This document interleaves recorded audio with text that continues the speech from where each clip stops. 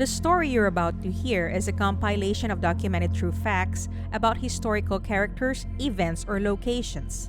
Please sit back and listen as I narrate this story to you. This year marks the 30th anniversary of the disappearance of three Springfield women. The Springfield, Missouri Police Department was notified of the disappearance of three women from a central Springfield residence on June 7, 1992. The parents of Stacy McCall contacted the police department after their daughter went missing from the home of the other two missing women, Sherrill Levitt and Suzanne Streeter. Except for the smashed porch light, nothing appeared to have been disturbed when officers arrived. On the same day, a witness observed a man telling a woman who matched Suzanne's description not to do anything stupid. An unidentified transient was seen near the house shortly before the disappearances, but authorities are unsure whether it is related to this case. Personal items such as purses, money, clothing, cars, keys, cigarettes, and the family dog were all left behind. Sherrill Levitt and Suzanne Streeter had been out partying the night before, beginning around 8:30 p.m. They were undoubtedly in good spirits as they left the last of their celebrations around 2 a.m., having been in Battlefield and Springfield. The two had planned to go to their friend Janelle Kirby's house, but it was too crowded. So they returned to the Springfield home Streeter shared with her mother, Sherrill Levitt, at 1717 East Del Mar. They appeared to have returned home as their clothes, purses, and vehicles were all present at the house. However, they did not show up for the meeting with Kirby. Streeter and McCall were nowhere to be found the next day around 9 a.m., and neither was Levitt. Kirby, the boyfriend, Streeter, and McCall all planned to spend the day at a water park, possibly as a continuation of their celebrations, but the pair did not show up at Kirby's house as planned. When they arrived at the house, Kirby discovered the front door was unlocked and entered to find it empty, even though the women's cars remained outside. However, the family dog was present and was described as agitated. Also, after noticing that the front porch light had been smashed, Kirby decided to clean up the mess, unfortunately destroying evidence in the process. As the couple looked around the house, the phone rang and Kirby answered the call, which was said to be full of sexual innuendo. A second call, identical to the first, was placed. McCall's mother arrived at the property a few hours later after she was unable to reach her daughter on the phone. Susie's clothes, purse, and cigarettes were still in the house, so she decided to call the cops. While she was doing so, she noticed a message on the answering machine. She later described it as strange after listening to it, but inadvertently deleted it. The message may have contained evidence, according to police, and it was unrelated to the sexual calls made while Kirby was present, which are widely dismissed as a prank. By then, it had been 16 hours since the last confirmed sighting of Streeter and McCall. Levitt made a phone call to a friend at 11:15 p.m. the night before regarding painting a chest of drawers. When friends and police arrived to check the house, Levitt's car, purse, keys, and other belongings were still there, and it appeared as if she had slept in her bed. After Kirby first entered the property at 9 a.m., friends and relatives began to arrive in search of their loved ones, with up to 20 people walking through the house. The crime scene had become completely compromised, and police were unable to enter without a warrant until June 8. They had contacted the FBI by June 9. In any case, there was little evidence at the scene with no signs of a struggle or blood. Levitt's blue Corsica was still in the carport, while Streeter's red Ford Escort and McCall's Toyota Corolla were still in the Circle Drive. All the keys were in the house. Their purses were at the bottom of the stairs, and an inviting graduation cake in the fridge. Sherrill Levitt was born November 1st, 1944, 5 feet tall, 110 pounds with brown eyes, short bleached blonde hair, and naturally curly hair that is longer on top and shorter in the back. She is petite and freckled on her neck and upper chest. She was last seen wearing a floral print gown. Suzanne or Susie Streeter, 5 feet and 2 inches, 102 pounds, had brown eyes, straight bleached blonde shoulder-length hair, large teeth with no dental work. She has a 3.5-inch scar on the top of her right forearm and a small tumor in the left corner of her mouth, giving the impression that she has something in her mouth. Her ears are pierced on both sides, with 2 piercings in the left. She has a birthmark on her right chin and right arm. She was last seen wearing a white t-shirt, blue jeans, and pink sneakers.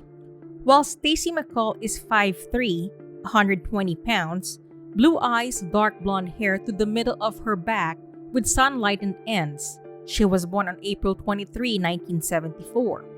Her face is freckled and she has a dimple in the middle of her chin. Her last known outfit consisted of a yellow shirt, flowered bikini underwear, and brown sandals.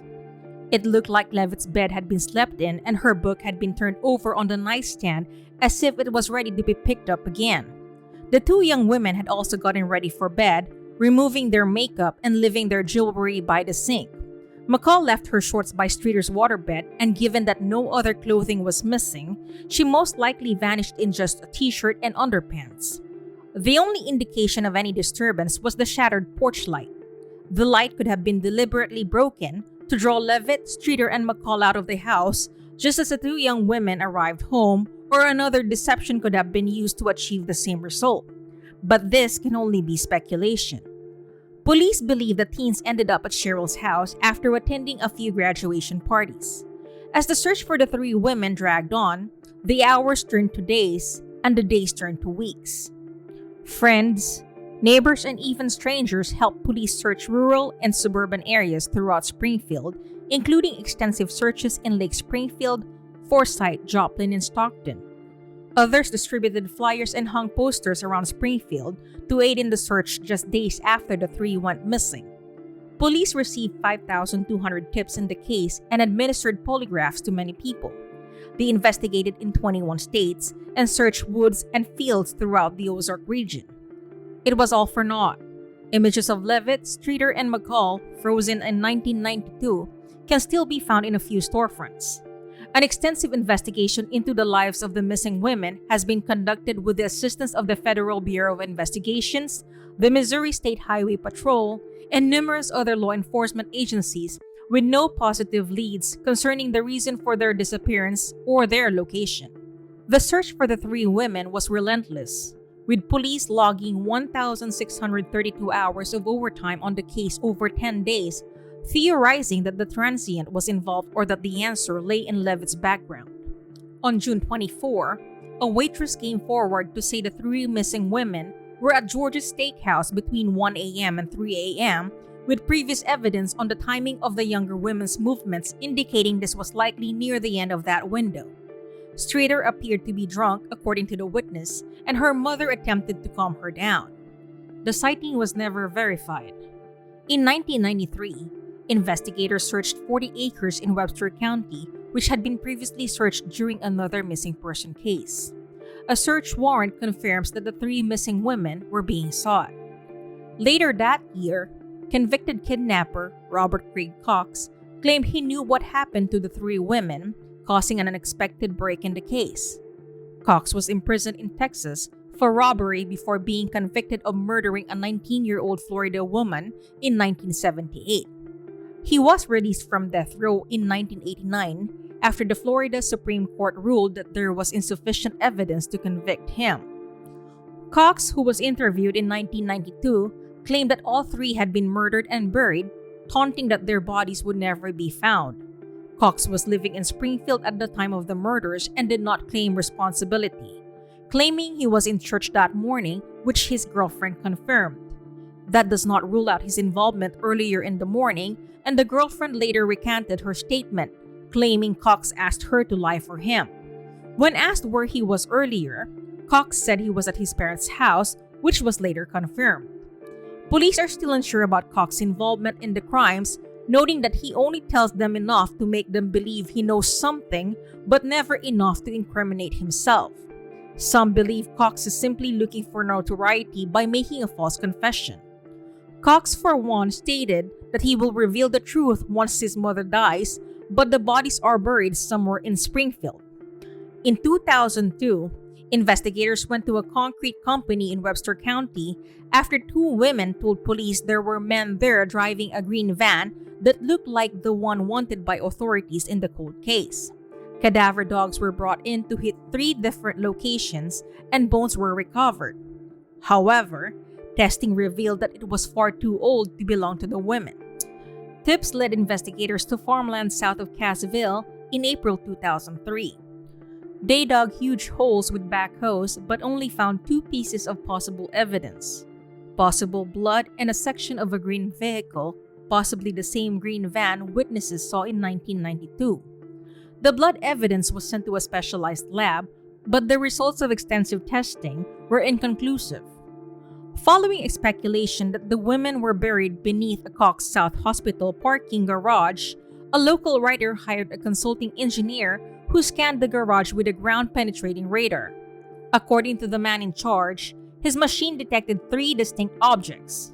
However, it is still unclear whether the site is the burial site because construction did not begin there until September 1993, more than a year after the disappearances. Similarly, the tip came not from anyone associated with the burial, but from someone claiming psychic abilities. A $42,000 reward fund has been established for the capture and prosecution of those responsible for the abduction of the 3 women. The case of the 3 missing women is still listed under cold cases on the Springfield Police Department website. Investigators continue to ask anyone with information about what happened that night 30 years ago to contact them. Hey everyone! I just wanted to express how grateful I am that you took time out of your day to listen to my narration. This is Nikki of Twysted Mind, and I'd like to wish you a wonderful rest of your day. Salamat!